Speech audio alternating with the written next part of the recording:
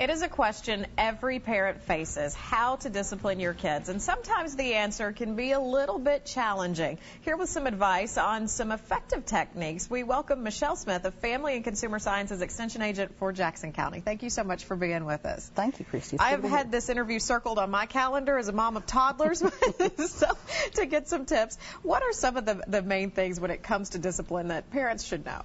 Well, the major thing I think they should realize is to always have consequences for the children's behaviors.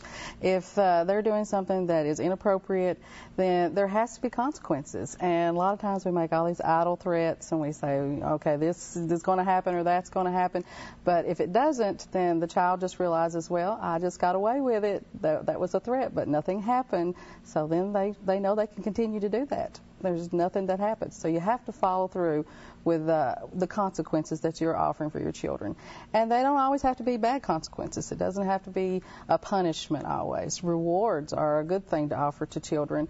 Some people call it bribery, but it's not necessarily bribery. It's just positive discipline, right. Is I think what positive discipline. That's offering them something that is good in exchange for doing a good behavior. And a lot of times that behavior will just become established, and you won't have to offer that reward every time. And some people get punishment and discipline confused, but discipline is actually teaching. It's more, if you've got a discipline plan for your child, you're teaching your child the correct behaviors, the appropriate behaviors that you want to see from them. And punishment is really a negative consequence. And, that's a lot of different things, taking things away from them, all those things like that. That's the negative consequences that you may get. Now, we have a list of some of the points that are good for parents to keep in mind. Timeout. I know that is a big issue for a lot of parents. What's the most effective way to use that? Well, timeout is not actually supposed to be a punishment.